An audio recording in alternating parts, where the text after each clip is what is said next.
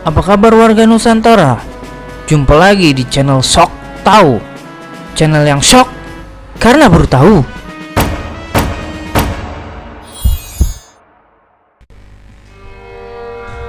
Hanya dalam hitungan hari sejak gerakan 30 September 1965 meletus, nasib Partai Komunis Indonesia berubah drastis. Anggota dan simpatisannya diuber-uber tentara dan massa untuk dibersihkan. Terjadi pembantaian massal terhadap anggota, simpatisan dan orang-orang yang dituduh PKI.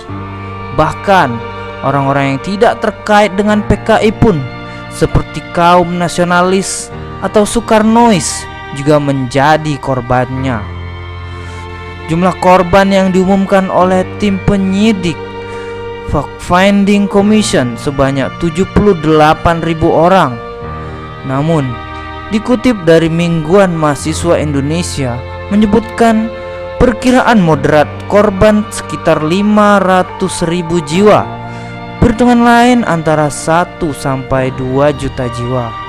Tapi sebelum kita lanjut, jangan lupa untuk dukung channel ini dengan cara like, subscribe apabila belum pernah, juga tekan tanda loncengnya, dan share ke Nusantara lain apabila sotonya ini berfaedah. Tanpa banyak-banyak lagi mukadimah, mari kita lanjut.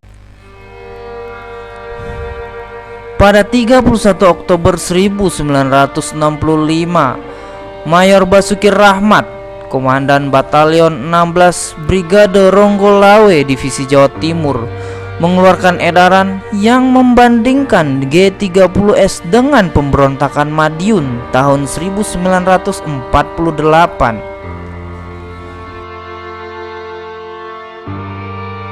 Gambar-gambar besar mengenai kondisi tubuh ke-6 jenderal yang meninggal dipasang di sudut-sudut kota dengan keterangan bahwa Gestapo dan Madiun adalah sama, yang tertera dalam telegram bernomor 164 yang dikirim pada tanggal 4 November 1965 dari Konsulat Amerika Serikat di Surabaya. Istilah Gestapo atau Gerakan September 30 adalah upaya psywar dari tentara untuk menyamakan G30S dengan Gestapo atau Dinas Polisi Rahasia Nazi Jerman era Adolf Hitler. Di Surabaya, aksi dimulai pada tanggal 16 Oktober 1965 dengan pawai akbar dan tindakan terorganisir untuk menghancurkan dan membakar kantor Komite Daerah Besar PKI di Jalan Pahlawan.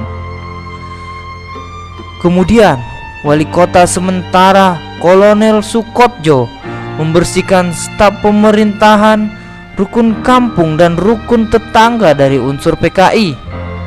Dan Kodim 0830 Kota Surabaya menggantikan Murahman sebagai Wali Kota Surabaya yang ditangkap karena memiliki hubungan dengan PKI. Walaupun beliau bukan PKI, tetapi beliau memiliki hubungan yang dekat dengan partai yang pada pemilu 1955 memperoleh suara terbanyak di kota Surabaya. Sukojo lahir di Tulungagung pada tahun 1921 dan bersekolah di HIS, MULO, dan AMS. Karir militernya dimulai dengan menjadi anggota pembela tanah air atau PETA pada masa pendudukan Jepang. Di tahun 1949, beliau menjadi staf dalam Kompi Decking Komando Brigade S dari Batalion Sabirin, kemudian menjadi Batalion Sikatan di bawah Sukaji Hendro Tomo. Kompi ini bertugas di daerah Gunung Wilis, Jawa Timur. Pada 19 Februari 1949, Sukoco dan anak buahnya yang berjaga di desa Selopanggung, Kediri menangkap seseorang yang kemudian dikenali sebagai Tan Malaka. Sukojo memerlukan sedikit waktu sebelum mengambil keputusan. Tan Malaka adalah seorang komunis yang berbahaya, yang terhadapnya harus diberlakukan hukuman militer. Sukojo memberikan perintah dan menugaskan Suradi Tekebek sebagai penembak.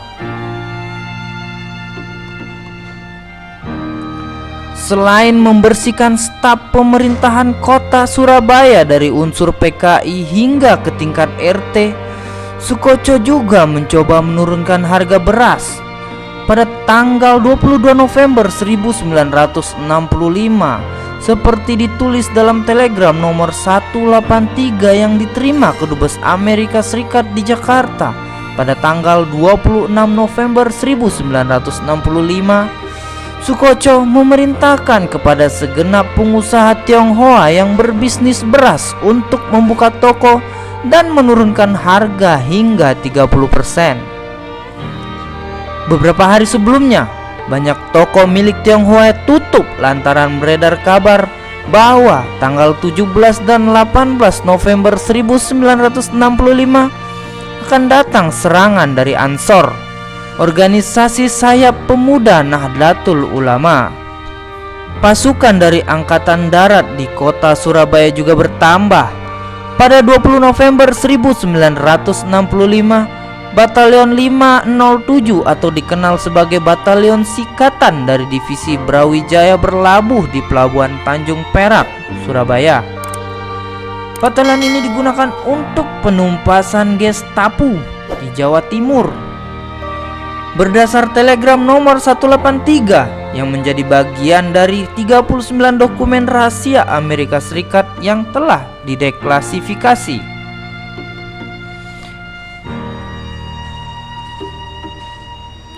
Kini kepedihan itu hendaknya janganlah terulang lagi.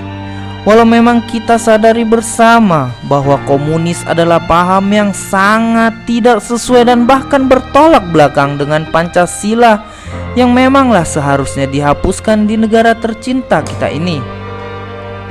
Hanya komunislah yang selalu ingin merubah Pancasila dengan ekasila yang mengabaikan ketuhanan.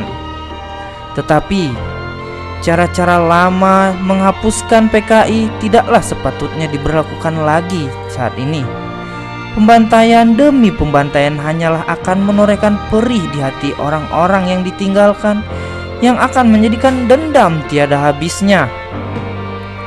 Inilah pentingnya bagi kita generasi muda yang akan menggantikan posisi generasi tua, yang seharusnya kita membawa perubahan, bukan menjadi penerus yang hanya menjiplak apa yang telah dilakukan selama ini saja.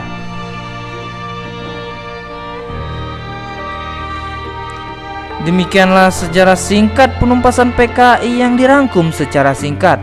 Apabila ada pendapat lain dari warga Nusantara, juga hal yang salah dalam saya menyampaikan, mohon maaf yang sebesar-besarnya. Dan saya harapkan komentarnya apabila ada hal yang masih tidak sesuai dan silap, agar sama-sama kita membangun untuk menjadi tahu apa yang belum diketahui. Terima kasih sudah menyaksikan videonya hingga selesai. Tetap jaga kebersamaan dan kekompakan senusantara.